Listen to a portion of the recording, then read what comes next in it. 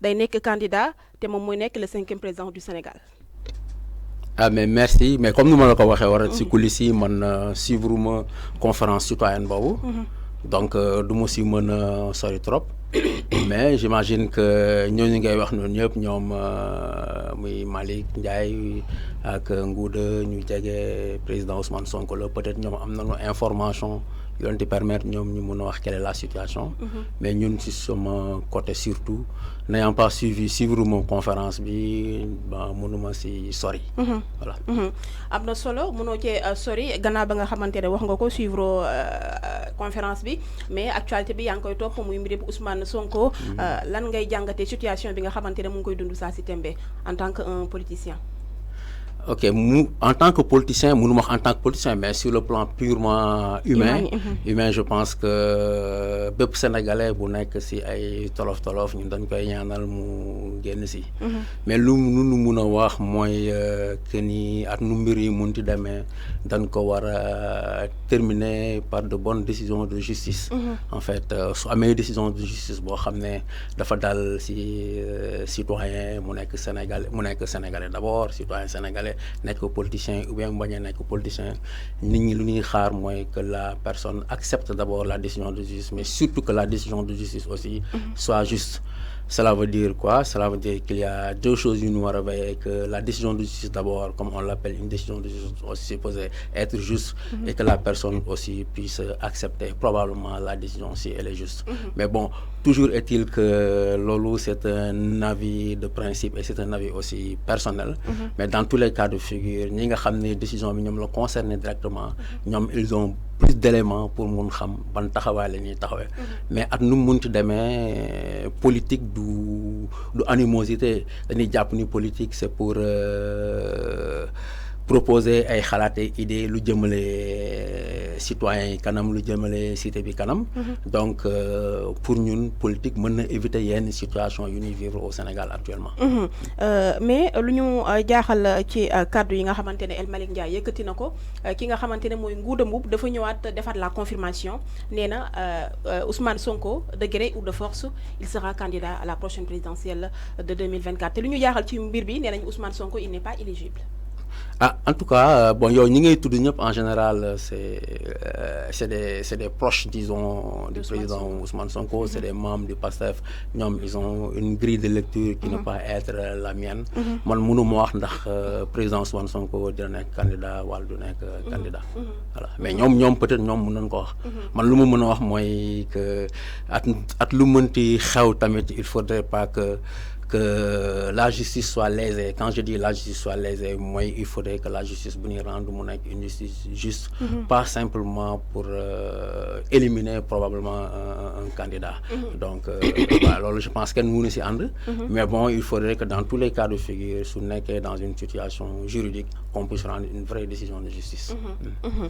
Justice, xeyna joxagul li nga xamantene moy verdict final bi nam condamné nañ ko ba jamono ji mu nekk ci ay jafe-jafe am ay jafe-jafe wérgu yaramam mais coow li yëpp mën nañu mbirup Adji Sarr Ousmane Sonko Adji Sarr moo tàmbalee coow li ba ki nga xamante ne aussi mooy El Malick il a ouvert le feu sur Adji Sarr di wax ni jamono ji moom wax na ay wax yu nga xamante ne mënu ma cee dellu soit sax ñi baal ma ci kàddu yi nee na Adji Sarr dafa kàcc ba fu mu nekk ni moom tam dañ koo daal di exilé en Angleterre. Ah bon comme je te l'ai dit sànq ba tey man comme dégluwuma li mu wax et même su ma ko dégluwoon tamit bon munuma en fait qualifier les propos d'un citoyen sur un autre citoyen en fait pour wax dafay kàcc wala kàccul et tout d'autant plus que bah, moi sur le plan purement personnel je me sens pas concerné donc ensuite je vois pas lan moo mën a tax tey jii man may wax ndax li monsieur El Malick Ndiaye wax si mademoiselle Adji Sarr si c'est vrai ou c'est juste moi je sais juste que probablement ñoom seen leader am na contentieux ak Adji Sarr donc justice mi ngi def liggéeyam donc peut-être dañu war a ñun lañu war a exiger en tant que citoyenne que la justice fasse son travail mais également que la justice fasse son travail d'une manière impartiale parce que tant qu'on aura l'impression que la justice qui est rendue au nom des citoyens sénégalais de justice bu juste les gens se poseront beaucoup de questions et se demanderont si c'est pas pour éliminer un candidat. Mais par ailleurs aussi, il faudrait que les leaders politiques aussi donnent la chance à la justice de bien faire son travail. Adji Sarr Ousmane Sonko, l'affaire Adji Sarr Ousmane Sonko naka nga koy jàngatee gis nañu ko tension bi nga xamante ne jural na ko réew mi depuis 2021 jusqu'à 2023 mën naa ni on a eu pas mal de morts naka ngay jàngatee situation bi. Ok, benn bakkan rek bu rot si benn xiro bu am entre deux justiciables, bon benn bakkan bu solo rek dafa bëri, mais là on parle probablement de plusieurs dizaines de morts. Donc lu ñuy ñaawlu di profito pour jaale képp sénégalais aussi perte bakkanam ak yooyu famille fa nekk di ñaanal leen yàlla pour mu xare leen arjana. Ba mu doon leen loo xam ne lu ñuy naxarul parce que pour ñun politique warul mun a yegg si loolu. ci faat bakkan. waaw ba ñuy yegg si faat ay bakkan mën nañ def politique de telle sorte que à ce que mu nekk le choc des idées maanaam ay xalaat yu ñuy jongante et puis citoyens ñoom arbitraire ay xalaat bu ñu jàpp ni loolu mooy jëmale réew mi kanam. ñuy accepter xalaat boobu. ñu bañ a dugg dans la confrontation surtout violente. ñu bañ a dugg ci confrontation ba ci yegg sax ci violence mais aussi am na benn phénomène bi nga xamante ne nemmeeku nañu ko muy arrestation yi nga xamante ne mën nañu bëri na loolu jamono ji ci biir réew mi on a plus de 1000 et quelques ci ay détenus yu nga xamante ne jamono ji aussi ñu ngi ci biir réew mi mu nekk ay mbir yu doy waar yu nga xamante ne ñu ngi koy nemmeeku saa si tembe ci biir réew mi. loolu tamit lu ñuy posé wu question la est-ce que c'est des arrestations yoo xam ne justifiées ou bien c'est des arrestations yoo xam ne soo nekkee dans un camp politique nga ne c'est des arrestations politiques soo nekkee du camp de l'État nga ne c'est des arrestations yoo xam ne pour faire comme ni ñu koy waxee pour que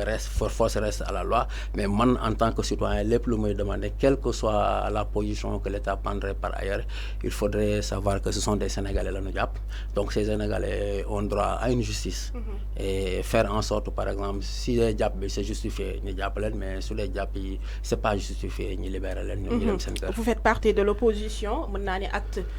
bu président Abdoul Mbaye ci opposition bi la bokk opposition bi ñu gis ko ñu bokk ci ay combat yu bari yi nga xamante ne ñu ngi koy xeex boobu ba tey bokk na ci 3e mandat ak yeneen mais ci combat yi ba tey dafa bokk ci arrestation wala détenu politique yi nga xamante ne ñoom moom la ñuy xeex jamono ji nekk ci biir réew mi ba am na benn campagne bi nga xamante ne l'opposant ou bien l'honorable député Guy Marius Sagna lancé na ko ni kii barki démb moom tamit ci conférence de presse bu mu doon amal tuddee ko campagne chemin de la liberté pour la libération des détenus politiques. Voilà en fait soo xoolee par exemple aujourd'hui slogan bu ñu gën a xam si acte moom mooy soppi doxalin si jàmm ak salaam loolu mooy ñun suñu cri de guerre ñun loolu la ñuy xeexee pour que tey jii ñu mun changer les de ce fait lu ñu mun xam acte est un parti d'opposition donc sur le principe acte est dans toutes les grandes causes yoo xam ne dafay mobiliser mu doon des causes yoo xam ne que nous partageons suñ ko partagé dafay mobiliser non seulement acte mais dafay mobiliser aussi le président du parti le président Abdoul Mbaye donc ñun par rapport aux arrestations, ce qu'on demande simplement, c'est qu'aujourd'hui, que la justice puisse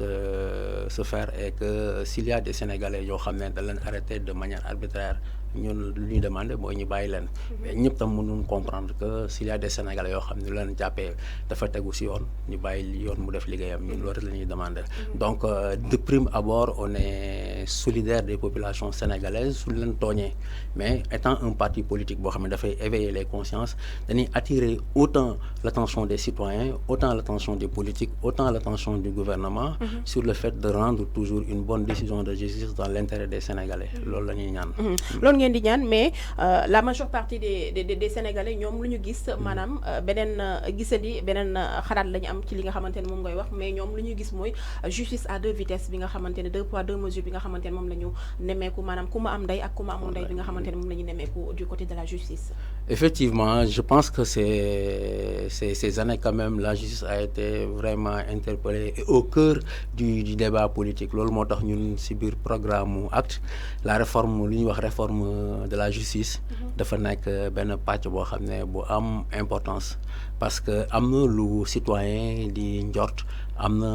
loo xam ne peut-être dëgg la soo analyser am na leen tamit leen loo xam ne perception la peut-être au fond demul noonu ñun xam ñun ci suñu biir parti am na ñenn ñoo xam ne xalaat nañu tey dans une réforme plus globale de la gouvernance et dans cette réforme de la gouvernance la question de la justice est une question centrale dafa nekk question boo xam ne dafa am importance parce que justice moo mun a defar ko moo mun a yàq donc Sénégalais yi jàppee ni aujourd'hui dafa am Sénégal une justice à double vitesse peut-être que c'est sur des bases objectives moo tax ñoom ñu koy wax mais ñun en tant que parti politique et en tant que parti politique boo xam ne dafay éveiller les masses au-delà de la perception yu Sénégalais yi mën a am ñun mun nañ def une réflexion boo xam ne peut-être ça va faire en sorte de reconnecter les Sénégalais et seen justice loolu c'est important parce que aujourd'hui justice day intervenir sur le champ économique day intervenir sur le champ social naturellement day intervenir sur le champ politique et ce serait dangereux que ñu garder la perception que y a une justice à double vitesse au Sénégal une justice boo xam ne pour kumba am ndey ak kumba amul ndey ñun ñi ngi xeex pour sunu yàlla joxe nguur bi incha allah ñu mun questionner waat encore bu baax la justice pour reconnecter en tout cas citoyens yi ak seen justice. am na solo mais ñun lu ñu jaaxal ci l'opposition bi mooy yéen en tant que parti politique maanaam acte dañu naan sentir